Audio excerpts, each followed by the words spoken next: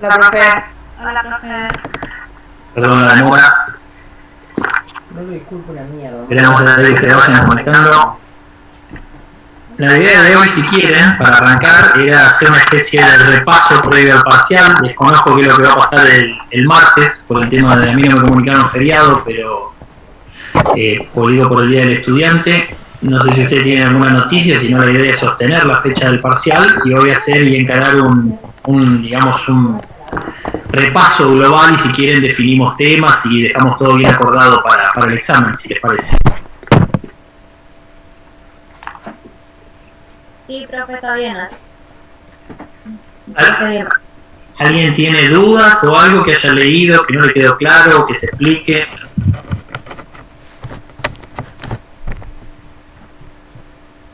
Profe, yo tengo una pregunta. Sí, Victoria. La extinción de la obligación por transacción, ¿es como que las partes se ponen de acuerdo como para no llegar a un litigio por las cuestiones que están como dudosas? ¿Algo así entendí?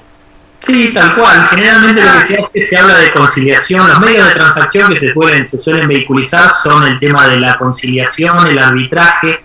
¿Sí? Son todas herramientas por las cuales se llega a una transacción. Lo que no hay que mezclarlo es con la novación, porque la transacción puede también traer implícito una novación. ¿Sí? Si fruto de la negociación, en vez de cumplir una obligación A, terminan cumpliendo una obligación B, bueno, está claro que la transacción va a devenir en una novación técnicamente hablando. Ahora, también la transacción puede ser básicamente la misma obligación, pero probablemente en vez de pagarme de contado me pagas en 3 veces, o te hago una quita sobre intereses y vos me lo pagas de tal manera, ¿sí? Y de esa manera, como vos bien decís, Victoria, lo que se logra es evitar pisar los tribunales, ¿no? Que todos sabemos que pisar los tribunales significa por ahí gastos, costos, medidas cautelares, desgaste, bueno, un montón de contras que puede tener terminar dirimiendo una situación ante un magistrado, ¿no?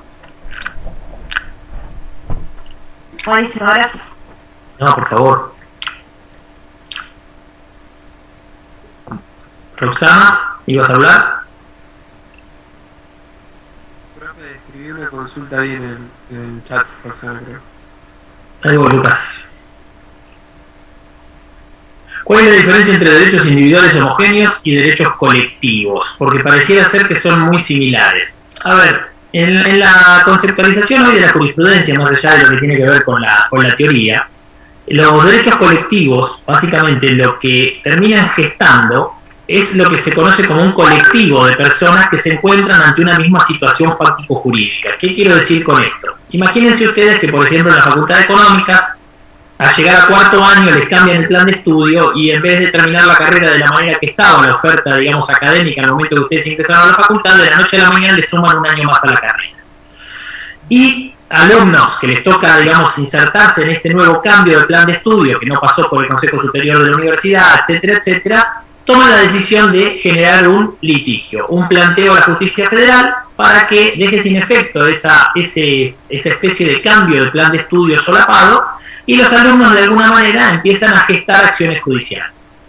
La justicia, como de hecho sucedió esto en un caso real en la Facultad de Medicina, lo que terminó disponiendo es que en realidad no era necesario de que vinieran todas las cohortes de alumnos que estuviesen en el mismo estado de situación, sino que tan solo dictaba un fallo en clave colectiva. ¿Y esto qué significa? Significa que una vez que se dicte el fallo, va a ser aplicable a todas las personas que estén en ese mismo escenario o estado de situación sin que todo el resto de personas haya pisado tribunales. ¿Me siguen el efecto expansivo que genera una sentencia de tinte colectivo? Esto pasa mucho en materia ambiental, en materia de cargos o recargos de telefónicas, de bancos. Bueno, seguramente han leído algún edicto a veces que dice, bueno, el banco francés le procede a devolver los descuentos caratulados tal que fueron entre el año tal y tal, fruto del fallo judicial dispuesto, y a ustedes le van a terminar devolviendo y capaz que nunca fueron a la acción judicial y nunca formaron parte de la judicialización, ¿sí? Ahí, en esa sentencia en clave colectiva, lo que se hace es esto, es generar el colectivo. Ese colectivo va a estar compuesto por los ciudadanos o las personas que estén en el mismo marco de situación fáctico-jurídica que el que se resolvió. Entonces, automáticamente el fallo se aplica, ¿sí? A esto probablemente debe estar haciendo referencia Lucas, no me acuerdo expresamente el libro cómo lo trata en esa parte, a derechos homogéneos, ¿sí? Derechos homogéneos debe estar seguramente hablando, referenciando derechos que sean similares, iguales o casi idénticos respecto de la situación de planteo y que en definitiva te pueden gestar el plafón de una acción colectiva. Si nosotros tenemos todos derechos distintos, no podemos instar una acción colectiva, porque todos estamos pidiendo y demandando cosas distintas, ¿sí? Eso solo se puede resolver por acciones individuales, que sería la contraposición de una acción colectiva en la justicia. No sé, Lucas, si por ahí venía la mano o la duda. No era el micrófono, cierto. No, la duda era de Roxana. Yo más que nada te había... Perdón. Quería hacer el chat, no hay problema. ¿Alguien más? Profe, ¿cuál sería la diferencia? ¿Estamos en la misma? No. Ahí está. Las simples asociaciones y las asociaciones civiles, no me termina de quedar claro. Bueno, básicamente estos son dos especies asociativos que nos encontramos en el propio Código Civil y Comercial, ¿sí? Que no están en la instrumentación de la ley 19.550 y por eso, fíjense que cuando se deroga el Código Civil y el Código Comercial y se termina unificando, muchas entidades asociativas terminaron en el Código Civil y Comercial unificado. Ejemplos de ellos son las fundaciones, las asociaciones, ¿sí? Las simples asociaciones. Las simples asociaciones tienen mucha menos estructuración formal que las asociaciones civiles. Vamos a una asociación civil para que ustedes tomen un ejemplo. Por ejemplo, la Agremiación Médica Platense. ¿Qué es la Agremiación Médica Platense? Es una asociación civil que nuclea a médicos profesionales de un distrito o de una jurisdicción específica para de alguna manera luchar por intereses o derechos comunes. Los médicos se juntan en esa asociación civil y es esa asociación civil la que firma o negocia contratos con las obras sociales para conseguir en grupo y como si fuera un pool de profesionales, ¿sí?, mejores condiciones contractuales en las negociaciones de estos contratos que les referenciaba con obras sociales o prepagas. Fíjense entonces que las asociaciones civiles en principio y como regla general no tienen finalidad de lucro, pero tienen toda una estructuración organizativa muy significativa. Tienen un consejo directivo, tienen una comisión revisora de cuentas, tienen incluso hasta a veces asambleas, pueden tener distintos derechos entre los asociados, tienen que llevar básicamente contabilidad ordenada, o sea, la asociación civil tiene mucha más estructuración formal que la simple asociación. Y la simple asociación, para que ustedes la ubiquen, es un club de barrio, ¿sí? Se juntan 4 familias, agarran un predio, hacen una canchita de fútbol y registran y generan una asociación civil. Básicamente va a tener esta asociación civil la posibilidad de colectar recursos para cumplir ese fin específicamente social, no requiere de escritura pública, no requiere de demasiadas tramitaciones, ¿sí? El código ha exigido por ahí el tema de la contabilidad y algunas cuestiones que lo han complicado, pero la idea es que ustedes entiendan como pauta central que la diferencia entre la asociación civil y la simple asociación básicamente está dentro de lo que tiene que ver con el objeto, la finalidad y la estructuración. La simple asociación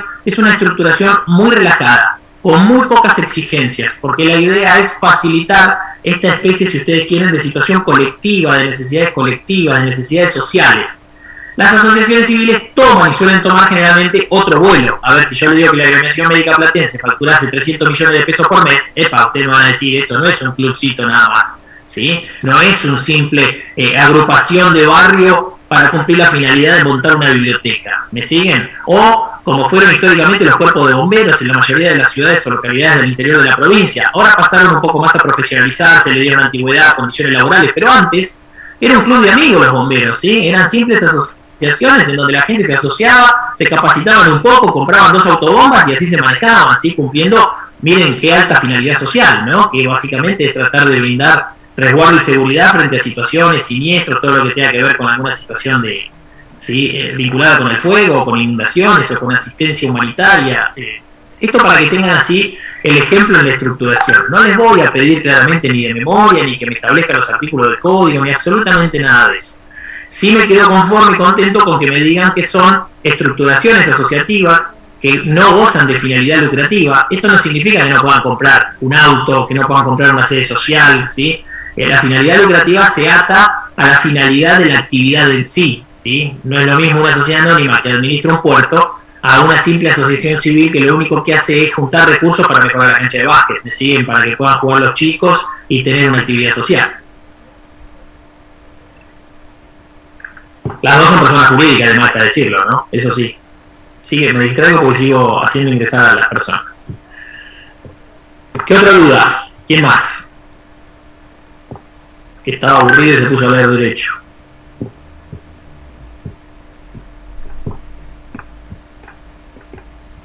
Nada, ni una duda tiene. Está mejor que yo. Pero me podrías volver a explicar las obligaciones de no hacer, que no me terminan de quedar del todo claras. Esa clase la dio...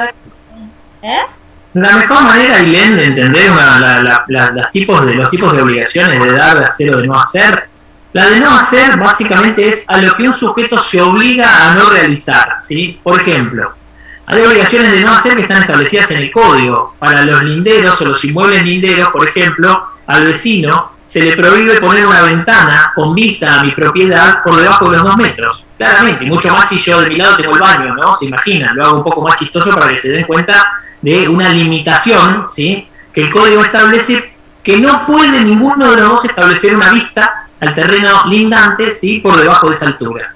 La fundamentación está clara, no violentar la privacidad del terreno de al lado, mucho menos si la ventana la estoy haciendo y el terreno de al lado tiene la propiedad apoyada sobre el muro encaballado. La otra obligación de no hacer, un ejemplo que yo suelo dar seguido, si yo estoy lindando un aeropuerto, lo más probable es que el aeropuerto, en los 3, 4, 5, 10 kilómetros previos al despegue o al aterrizaje de la pista, tenga establecido que no se puede construir edificios. Y es muy básica la finalidad también de esa ordenanza o de esa normativa de la ANAC que tiene que ver con la Administración Nacional de la Aviación Civil. Si yo construyo un edificio, el avión va a chocar contra mi edificio y no va a poder aterrizar, ¿sí? O sea, y ahí ven ejemplos ustedes concretos de obligaciones de no hacer. Por ejemplo, cuando dos comerciantes se pelean y generan una disputa, y los dos capaz que se dedican al mismo rubro, una cláusula que se suele establecer cuando llegan a un acuerdo es la cláusula de non-compete. ¿Qué significa? Una cláusula de comprometerse a no competir a futuro, o a no establecerse si es que se va un socio dentro del mismo partido o a las 40 cuadras, digamos, cercanas al negocio que se acaba de ir y del que acaba de vender sus acciones. Y así te podría dar un montón de ejemplos, Ailén, de lo que tiene que ver con obligaciones de no hacer. Claro que si esa obligación se incumple, o después ejecutar los daños y perjuicios que ese incumplimiento te acarrea, ¿no? O la multa que se haya pactado. ¿Me seguiste ahí? ¿Se entendió o no? Sí, entendió. Me encanta porque están todos tímidos, nadie prende la cámara, nadie nada. Somos pocos los valientes acá. Profe, ¿cómo está? Buenas tardes. Para que Ailén creo que iba a decir algo más y se le cortó. ¿Ailén, te quedó algo más? No, está bien, profe, quería decir nomás que había notado, no me entendía en el apunte el ejemplo que había dado el ayudante el otro día, entonces por eso no fui llevar a la realidad las obligaciones de no hacer. Pero ahora me... Impecable. Diego. ¿Cómo estás? ¿Todo bien? Creo que sí. No me quedó claro lo que eran las normas supletorias, creo que eran. O sea, el Sí, concepto. las normas de orden público y las dispositivas, y después vienen también las supletorias. Vamos a las supletorias, que es lo que vos me preguntás. En materia contractual, por ejemplo, que si bien no lo vamos a evaluar, me viene bien para explicar el ejemplo de lo que me preguntás. Yo en materia contractual tengo un principio que se llama autonomía de la voluntad. ¿Qué significa? Que yo puedo pactar en el contrato lo que yo quiera o necesite para mi negocio. En tanto y en cuanto yo llegue a un acuerdo de voluntades con la otra parte, podemos ambos aplicar autonomía de la voluntad, en tanto y en cuanto no violentemos el orden público. Ejemplo, ¿podemos comprar y vender cadáveres? No, está prohibido. ¿Podemos comprar y vender la Casa Rosada? No, no es un bien objeto del comercio, ¿sí? Es un bien público. Así, la limitante central es no violar el orden público. Punto primero. Después, si nosotros establecemos 32 cláusulas, pero surge un conflicto que no se resuelve con las 32 cláusulas que establecimos, ¿sí? ¿Me va siguiendo, Diego? Nos peleamos por algo, y eso no está resuelto, y nos peleamos por un pago parcial. Y no está resuelto en las cláusulas que nosotros pusimos en el contrato. ¿Significa que el contrato es un mundo que no puede abrirse para resolverse con otras normas? No, todo lo contrario. El contrato, si bien como dice el código es ley para las partes y es lo que rige en primera instancia el acuerdo de voluntades, si no resolvemos un conflicto con el contrato, tenemos que ir a las normas que establece para ese contrato el Código Civil y Comercial de la Nación. Y ahí el código te va a decir en materia de pago que existe el pago parcial y te va a dar las reglas de imputación y te va a ayudar a resolver el conflicto. Conclusión.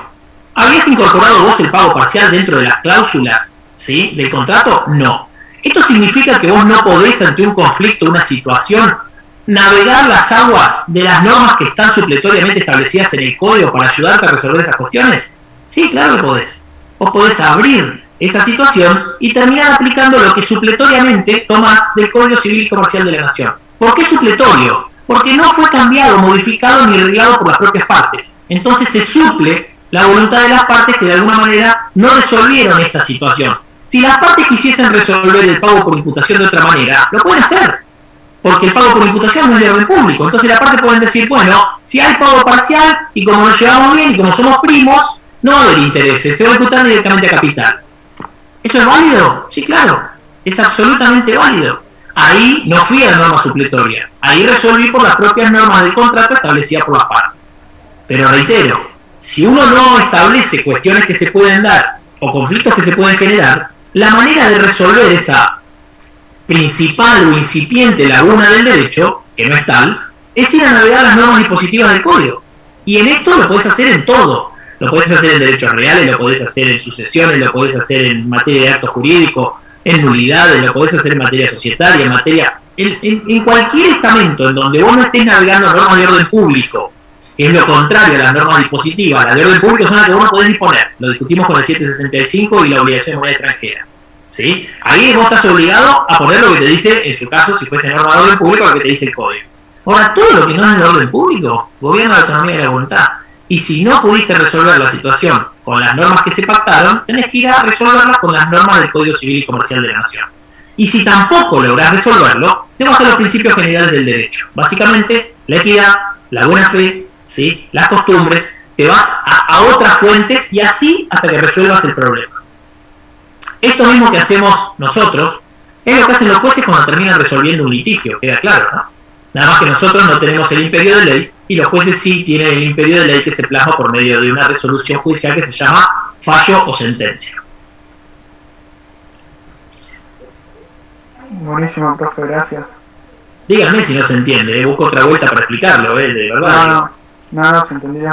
Es como que si vos no pactaste la norma en el contrato que hiciste, podés ir al código y resolverlo con eso. Me encantó, ya habló de pactar normas, ya estás para cruzarte a la vuelta de la Facultad Económica, te aviso, ¿no? ¿Estás habilitado? No, gracias, te agradezco. Qué malo, yo voy a la de ustedes. Fíjate, estoy acá, concurro seguido de Económica y no me agarro alergia, nada. No, a mí tampoco, pero no, gracias. No, demasiado para estudiar. Bueno, como digamos que yo lo odio a Freud Luca Pacioli y al sistema de doble entrada y ustedes lo aman, así que bueno, en esa esquizofrenia vivimos. ¿Qué más? Aprovechen estos espacios que creo que están buenos. Después me llama el centro y me dice, no puso clase de consulta, doctor David Terreta, ¿viste? El centro de estudiantes es peor que el decanato en economía. Yo te quería, si me podías explicar la diferencia bien entre domicilio y sede social, está muy claro. O sea, tengo Bien. como la noción, pero no sé si está bien lo que estoy pensando. Mirá, vos podés tener domicilio en la jurisdicción de la provincia, ¿sí? Vos podés decir que la sociedad va a tener domicilio en la provincia de Buenos Aires, punto. Y después, por acta societaria, vos podés establecer una sede o distintas sedes, pero no tenés que estar reformando el estatuto, ¿sí? Entonces, las sedes sociales son de alguna manera las unidades operativas dentro del domicilio que se fijó en la jurisdicción. Las sociedades necesitan fijar una jurisdicción porque cada jurisdicción tiene un organismo de contralor societario diferente. Provincia de Buenos Aires se encuentra arreglado en materia societaria por la Dirección Provincial de Personas Jurídicas. La Ciudad Autónoma de Buenos Aires por la Inspección General de Justicia, la provincia de Santa Fe por el IPJN, y así podés ir recorriendo todas las provincias y cada provincia o jurisdicción, para que me sigas acá en materia de domicilio, tiene su organismo de contralor. Entonces, cada sociedad necesita, para lograr su registro, establecer un domicilio y si, después también va a ser necesario, una sede social como para poder realizar las operaciones. Además, puede tener distintas sedes sociales e incluso puede suceder que tenga sedes sociales en distintas jurisdicciones también. Esto le va a implicar tener que realizar, ¿sí?, seguramente algunas situaciones de convenio multilateral en ingresos brutos, etcétera, etcétera, situaciones que van a ver ustedes después en materia impositiva. Pero esa es la diferencia central entre domicilio y sede. Bien. Sí, La sede es bien la ubicación territorial, en claro, dónde, o sea, en qué calle, la en qué sede, turno. claro, abarca la calle, el número, todo. Exactamente, el domicilio es propio de la jurisdicción. Perfecto, gracias. No, por favor, Diana. ¿Quién más? Aprovechen que hay 2x1, descuentos, 30% de descuento. Nada, nadie lee nada, olvídate, estoy de panadería, es una panacea, esto va a ser una clase cortita. Sí, profe, yo me estoy matando leyendo. Pero se entiende o no, yo sé que... Se entiende, pasa que a mí me pasó, por ejemplo, que la primera leída fue como que me costó y después ya me quedó como en la cabeza la forma, digamos. Y después está bueno para las charlas de amigos. Che, viste que si te casás ahora con régimen de administración separada, no tenés régimen de comunidad, entonces cuando de última, o si ves que tiene plata, sí pedirle régimen de comunidad, porque de esa manera te puede salvar a futuro y ahí tenés después la compensación patrimonial si te peleás. Esta es la vida, verdaderamente. Esto te sirve para la vida. Está bueno. Y contratos, y un montón, no, yo puedo entender la teoría del hecho y acto jurídico como muy abstracto, ahora después contratos, todas esas situaciones, ustedes van a vivir navegando esas cosas, está bien, no van a hacer hipotecas ni la van a redactar, pero van a vivir con las cosas, digamos, con esos instrumentos o hechos o actos o negocios en sus manos, registrándolos, y hay que empezar a familiarizarse porque van a tener que empezar a entender a leer esos instrumentos, ¿sí? Que no dejan de ser documentos contables también, esa es la realidad.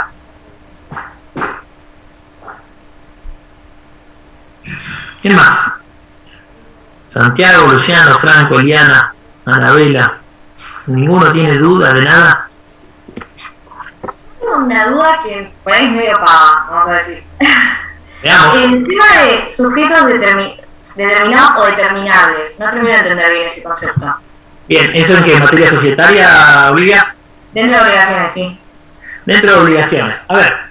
Yo puedo fijar una obligación o un contrato con alguien que lo tengo enfrente y firma, y también puedo decir que voy a firmar un contrato con todo aquel que haga la mejor oferta frente a una licitación. Yo lo que estoy haciendo ahí es haciendo una oferta y de alguna manera elevando al aire una obligación latente que se va a trabajar con la persona que en definitiva realice la mejor oferta. Entonces, si yo te pregunto, cuando vos realizaste la oferta, ¿el sujeto estaba determinado? Vamos a contestar, no, yo no sé quién va a ganar la licitación. Bueno, ahí tenés un claro ejemplo en un proceso licitatorio de un sujeto determinable. ¿Por qué? Porque el pliego licitatorio va a decir que tiene que ser alto, que tiene que ser rubio, que tiene que tener una buena billetera, que tiene que tener un auto, que tiene que tener 2 casas, si tiene campo mejor. Y vos después, fruto de esa situación, lo vas a terminar eligiendo o al mejor candidato o al que mejor cumplió las condiciones. En todo eso que te estoy contando a modo de ejemplo, ¿sí? La pauta del sujeto cocontratante básicamente es un sujeto determinable, ¿sí? No está determinado todavía, se va a determinar en algún momento. Y esto forma parte de la oferta. La oferta navega siempre sujetos indeterminados. Determinables sí, tendrá que ser alguien que tiene la capacidad legal para contratar, que tenga el dinero para comprar el producto, que ingrese y que lo compre. ¿Me seguís, Olivia? Ejemplos que tal vez... Sí, entendí. Ahí es como que vos decís, bueno, tengo las características de con quién quiero contratar, pero hasta que no lo determine, ¿sí? Será determinable. Están dadas cuáles son las características, pero no sé quién va a ser en definitiva hasta que eso se termine sellando y se haga. Perfecto, gracias. No, por favor. Profe, Sí. ¿usted podría hacer como hizo así en obligaciones, de decir como lo más importante que abarca, por ejemplo, la persona jurídica, la persona humana, el acto y el hecho jurídico? Bien, estoy con el, si quieren tengo el librito acá a mano. ¿Les parece? Así hacemos la hoja de ruta. Dale, gracias. Y voy con el capítulo.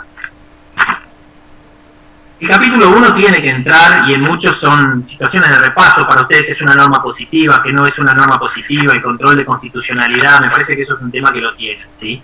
Efecto de la ley con relación al tiempo lo vemos. Yo estoy marcando capítulo 1, ¿sí? Ahora les digo si hay algo que me parece que no tiene que ir. Capítulo 1 va.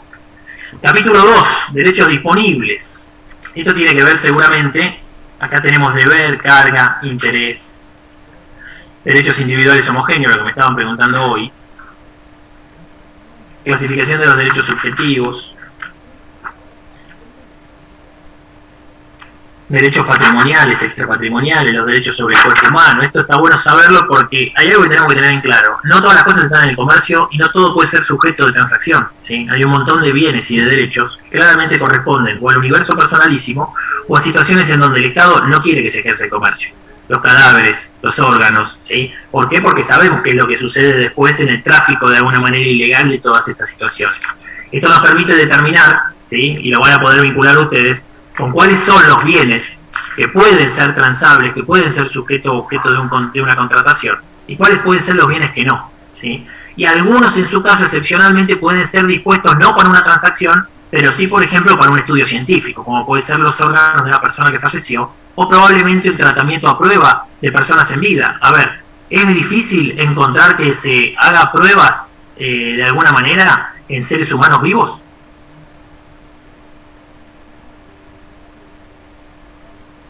¿Cómo, profe? ¿Es ilegal que un laboratorio, por ejemplo, haga prueba de sus creaciones de laboratorio con seres humanos que estén vivos? ¿Eso sería lícito?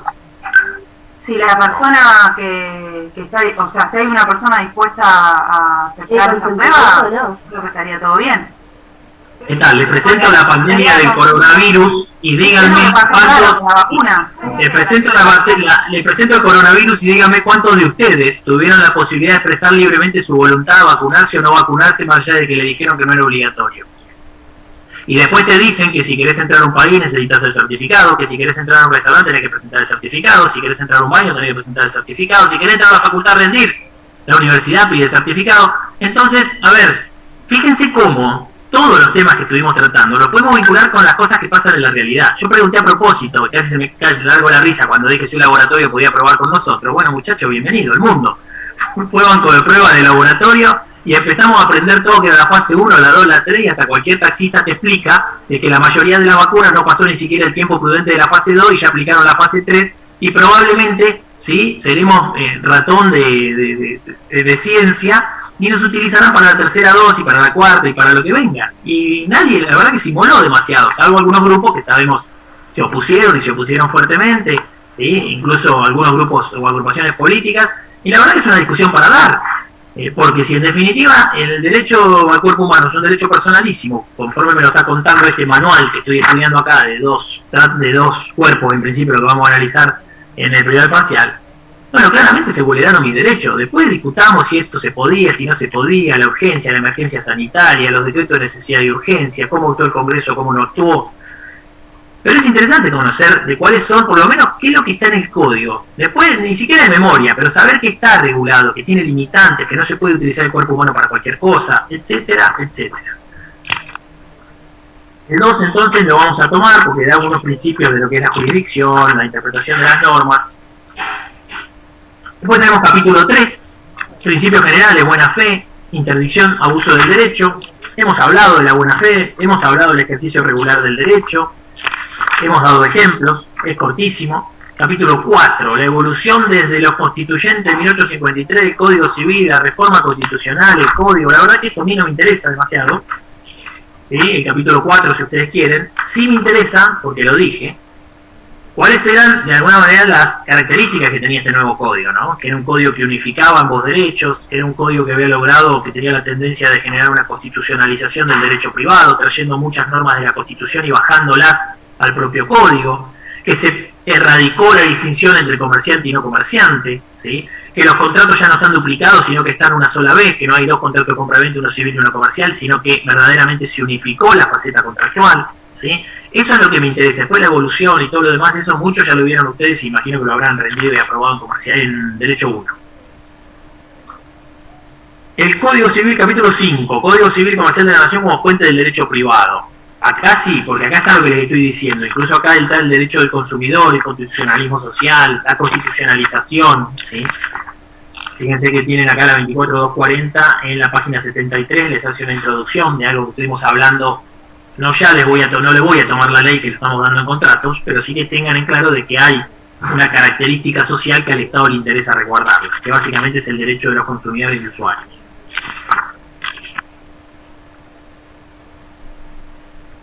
El ejercicio de los derechos y bienes.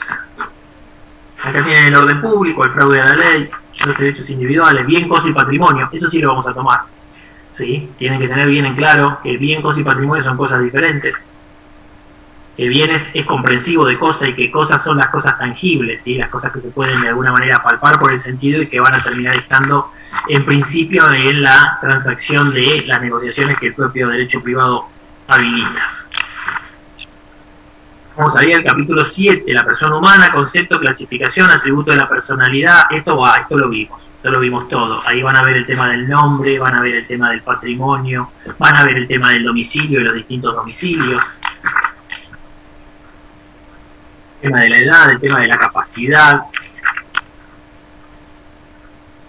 Después viene persona jurídica, capítulo 8, lamento comunicarle que va. ¿Sí? ¿Qué es una persona jurídica? ¿Cuándo nace la persona jurídica? Si se registra, ¿por qué se registra? Que es básicamente a los fines de obtener una oponibilidad de su registración y que todos puedan conocer esa persona jurídica, que tiene un órgano de gobierno, que tiene un órgano de administración, que tiene un órgano de fiscalización, que puede ser interno o externo, dependiendo de la entidad de la compañía, que hay una ley de sociedades, que es la personalidad jurídica diferenciada, la teoría de la inoponibilidad, que también lo vimos, los atributos, que lo vimos en una clase, me acuerdo, comparando la persona humana con la persona jurídica, ¿se acuerdan? Donde dijimos, bueno, esta tiene nombre, esta tiene denominación social, esta tiene domicilio, esta también tiene domicilio y sede social. En realidad estoy metiendo todo, para que me dé cuenta. Ahí tienen lo que me estaban preguntando hoy. Después, capítulo 9, asociaciones, fundaciones, cooperativas, mutuales, consorcio, propiedad horizontal, sociedades. Acá un concepto sintético y características de cada uno, ¿sí? Tal cual como fue la pregunta de hoy. Che, Marcelo, ¿qué es una asociación civil? ¿Para qué sirve? ¿Cómo se estructura? ¿Dónde está regulada? ¿Sí? Lo que es bien central y básico, que ustedes de alguna manera les quede ese germen de decir de qué trata y a dónde puedo ir a buscarla.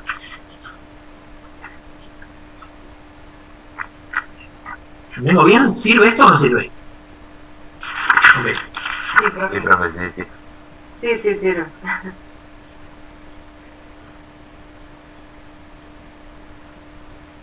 Yo sé que personas jurídicas estoy viendo que es un capítulo largo, pero créanme que es muy útil. En la profesión ustedes no pueden no conocer qué es una cooperativa o tener por lo menos una noción inicial o central, o qué es una asociación o qué es una sociedad de la Ley General de Sociedades. Vamos al tomo 2. ¿Me siguen? Hecho y acto jurídico, va. Elemento y clasificación de acto jurídico, va. Vicio de los actos jurídicos, también va lo que vimos. Nosotros vimos lesión, vimos fraude, vimos simulación, vimos nulidad, que está dentro de ineficacia, relativa o absoluta, y vimos el tema de la inoponibilidad. Todos estos institutos son los que hacen a que un acto jurídico pueda ser impugnado, pueda ser atacado, pueda tener un vicio, ¿sí? ¿Se acuerdan? Puede ser porque me estén apuntando con una pistola al momento que yo estoy firmando un contrato, entonces tendré mi vi colectiva coaccionada y eso significará de que yo no actúe libremente, ¿sí? O que me vi coaccionado en mi faceta volitiva, etcétera, etcétera. Después del capítulo 4, representación, pásenlo por alto, ese no. Obligaciones, elementos sí, capítulo 5, efecto de la obligación, el 6 sí, clasificación de las obligaciones, 7 sí, extinción de las obligaciones, 8 sí, y el 9, que es el último, prescripción liberatoria, saquen rendición de cuentas, déjenla para más adelante, la vamos a ver después, pero sí prescripción liberatoria y usucapión, que se acuerdan que lo vimos en materia de, o lo vieron, en extinción de las obligaciones. Genial, profe. Vamos, ese es un poco, me parece, el camino para este primer parcial. Si bien estoy viendo que por ahí hoy nos están surgiendo un montón de dudas, si llegase a surgir alguna o me escriben o ven la manera de plantear la situación, no lo hagan 15 minutos antes del examen porque no tendría demasiado sentido. No, la verdad es que no tengo muchas dudas, pero porque vengo medio atrasado, pero vamos a tratar de llegar. Trate. Igual está bueno saber bien, o sea, que hacerle hincapié porque por ahí uno estudia y claro, se playa demasiado y no estudia lo puntual, y por ahí es lo más importante. Eso está bueno. Trato, no sé si lo logro siempre, yo trato siempre de hacerle la vinculación entre el derecho y la ciencia contable, ¿sí? Desde dónde ustedes van a requerir esta herramienta, qué es lo que los va a requerir tener algún conocimiento, ¿sí? Vieron que siempre les digo, esto termina siendo un documento contable, esto termina teniendo que ser registrado, ¿cuándo van a registrar esto? ¿Cuándo dan de alta? ¿Cuándo bajan? O sea, siempre trato de estar vinculándome, digamos, con las ciencias contables cuando les voy contando por lo menos los capítulos que vamos desarrollando. La idea el martes es que arranquemos, creo que ya lo dije, que arranquemos, yo ahora voy a publicar y voy a generar unos grupos, que arranquemos, imagino yo, 10 de la mañana en adelante. A partir de ahí los que se pueden ir conectando ya se van conectando. Yo voy a poner de la A a la C, supónganse, a las 10 de la mañana, de la D a la F a las 10:40, y así voy estableciendo a medida que ustedes pueden, van entrando. El que se le complica en ese turno específico entra más tarde, pero lo que pido por favor, utilicen con prudencia esto, porque si todos de alguna manera entran más tarde, bueno, vamos a arrancar todo a las 2 de la tarde y vamos a terminar a las 9 de la noche, ¿me siguen? O sea, traten en la medida de lo posible de respetar los horarios que se les ponen, salvo aquel que tenga claramente alguna situación justificada, otra materia, otra complicación, el laburo, lo que fuere, y vamos tratando de, si podemos respetar los tiempos lo más posible, de tratar de rendir lo más, pues no digo rápido, pero sí lo más ordenado y pronto posible, como para que podamos de alguna manera ya todos el día martes llevarse la nota del primer parcial y si Dios quiere tener todos el primer parcial aprobado. Joya, profe. Profe, ¿la nota la dan en el momento o después? En el momento. Es lo mejor. Para mí y para ustedes. Yo no tengo que sentarme a corregir y ustedes automáticamente terminan de hablar y tienen una puntuación. El que le falte se le marcará que estuvo medianamente flojo, que es lo que necesita reforzar, y después pactaremos la posibilidad del recuperatorio, que está hasta publicada la fecha, salvo que le genere alguna complicación a la mayoría. Recuperatorio en las mismas condiciones. Oral, ¿sí? También en un momento indicado que podamos pactar en materia de horario ese día, y ese es un poco el espectro, ¿sí? Bueno, entonces no vamos a tirar. Me hace reír, Franco. Sí, Franco, yo te había dicho antes, pero se ve que no me escuchaste, que arrancara más temprano. Pero se ve que el tiempo que yo llevo estudiando, Franco lo lleva en el gimnasio, pero bueno, yo tendré que hacer más gimnasio y Franco más lectura. No, que ya había arrancado la actividad, pero bueno. Estoy bromeando, Franco, no te lo vas a ofender, que hoy vieron que el derecho del alumno y del profesor está tan finito que hay que tener cuidado de hacer un chiste. No, se drama. Gente, ¿algo más? O nos liberamos y nos vamos a quedar buena su actividad, la de ustedes básicamente si tienen un ratito de leer derecho, o dejarse el librito ahí en la mesa de luz para cuando están aburridos. Nos estamos viendo entonces, y cualquier duda que les surja, escriben y vemos de suplirla por lo menos, o de plantear una manera de resolver, de agotarla, ¿sí?